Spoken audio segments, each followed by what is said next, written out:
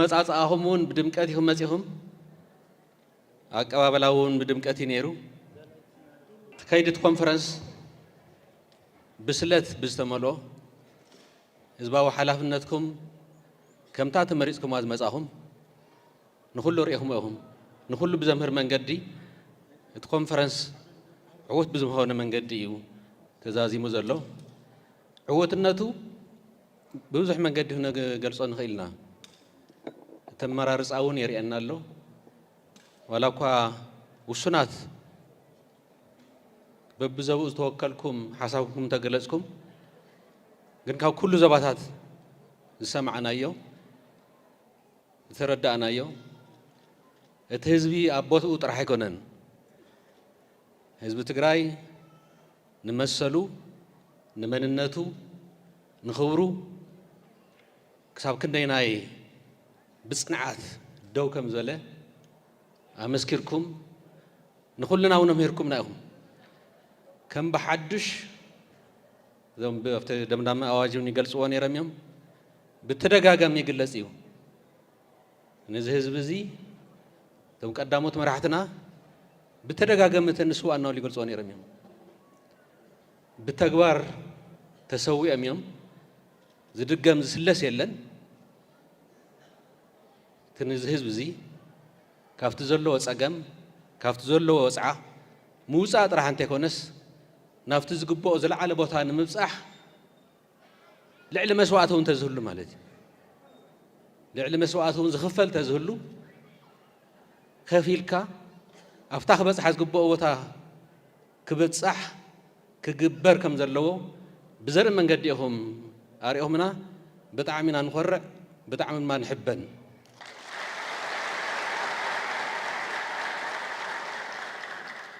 ኮንፈረንስ ንብሔራዊ ሓድነት ተባሂሉ ተጸዊዑ እንታይ መጻእኹም ሓደ ኢኹም ነርኩም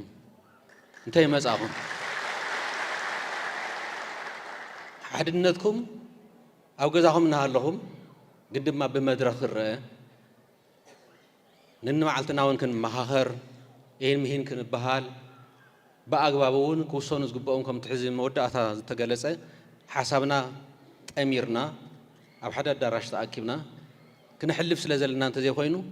እንካብ ገዛኹም እንካብ ቦታኹም ብተሓሳስባኹም ይኹን ብቁመናኹም ይኹን ብዙሕ መንገዲ ሓድነትኩም ኣርኢኹም እዮም ትማሊ ዝግለጽ ነበረ ዞባ ምዕራብ ብዛዕባ ምብዝባሉ ኣይኮነን ዝዛረብ ነይሩ ብዛዕባ ደቡብ ትግራይ ይዛረብ ነይሩ ደቡብ ትግራይ ብዛዕባ ደቡብ ትግራይ ኣይኮነን ዝዛረብ ነይሩ ብዛዕባ ምዕራብ እዩ ህዝቢ ክሳብ ክንደይናይ ዝተሓላለ ምዃኑ እዞም ብክድዓት ንግለጾም ብኻሊእ መንገዲ ንግለጾም ክንደይ ክዘርጉ እናፈተኑ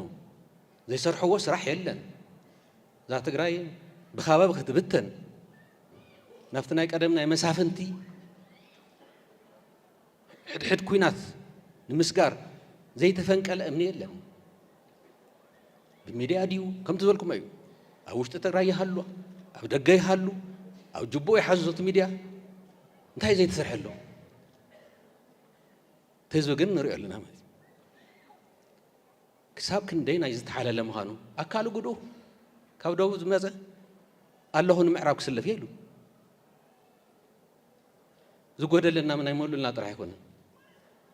ህዝቢ እዚ ካብ ጫፍ ናብ ጫፍ ኣብ ልኣላውነቱ ኣብ ክብሩ ኣብ መንነቱ ዘይዋገ ዘይደራደር ኣድላይ እንተኾይኑ እውን ኩሉ መስዋዕት ክኸፍል ቅሩብ ምዃኑ ኣረጋጊጽኩም እዚ ንኹልና ንናይ ደገ ናይ ገለ ኣይኮነን ንባዕልና ማለት እዩ መምህር ዝኾነ ህዝባዊ ኮንፈረንስ ተኻይዱ ብፍሉይ ዝግለጹ ነበሩ ብስለት ይግለጽ ነይሩ እዩ ክንደይ ምሁር ክንደይ ፈላጥ እየ ዝብል ብፍላይ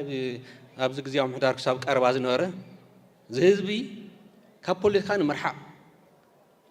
ንሕና ኢና ፈላጣት እናተባሃለ በብሰሙን እውን ነይሩ ቅድሚ ሕዚ ሕዚ እውን ኣሎ በብመዓልቱ ዘይንሰምዖ ነገር የለን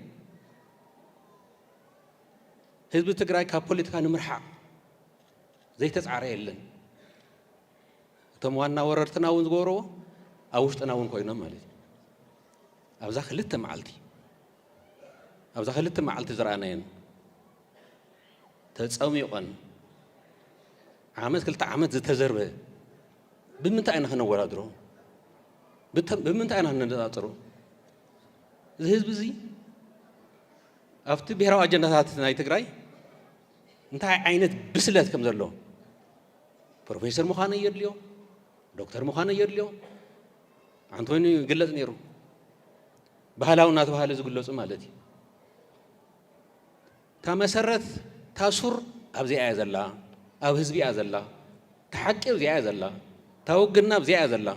تحساس باون أبزي أزلا تمفتح من قدون أبزي ألا كلنا سمعنا كلنا رينا صلى قالصهم صلى تحاورنا كل نجارات كن مكت سعرنا أبزي درجة بس إحنا لنا استرفنا زي تمالوني قلت نيرو خاب جزا نعول له نجار يلن نحقه صلوا من استفلين نجار يلن قال سي جنايو أوشت أنا سرحون بوز حلنا جزا عيو أبزي أو نقميتكم ونيهم تقلل نابلكم توسنون ملكتيكم ناهم جن بب مدرخو خاصلة تزربه أبزي مرقامون ذللي يكونن تناي وشت أنا ون أرينا كنسرح تناي دقاون كنسرحن نقول لما بقسنا بيرا واحد نتنا أينو ولا كاب جزا تجمر بيرا واحد نتيخون أو زد ما بزبلة تتناخيرو دميقو بوسانتاتون تسنيو نوفر سلزلنا زي جمرني بيراو كونفرنس بتاع عوت دومو بوسل كوينيو تزازيمو نكو عدس بلنا وسانتاتنا بيراو حدنتنا زتناخر وسانتاتنا سلامنا كدلدل كسفح زقبر كالو تصقماتنا ون زفتح كل حزبي استساتفلو كل بو كل نون حساب زغلصلو سلازخونه اذن وسناين كنتغبر نوفرلو غزينا وصحنا زلنا تزاربنا يكوننا كنبتن وسانتاتنا حزنا ناب تغبار تفتنا حدا خويننا تحقاقزنا نوفرلو بصحنا اينا زلنا حزب زحازه خمس عوات فلوط يو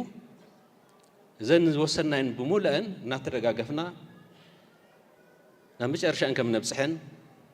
كم زعواتاون يتأمامن كم تاب بدمقت نتግራይ በብኸባቢኹም አርሚኩም ወዝመጻኹም ሕዝውን بدمقت ሞድማ በዓወት ዛዚምኩም بدمقት እናቦታውም በሰላም ተመለሱ ያው ከም ትኩሉ ሻዕን ውሎ ንኩሉም ሰዋኣትና እናዘከርና ኢና ንጉዓዝ ንዝኩሎም ሰዋኣትና እናዘከርና ኢና ኣኺባና ንጽውዕ ዘለዓለማዊ ክብርን ሞገስን ኩሎም ሰዋኣትና ትግራይ ትስዕር يغني الليل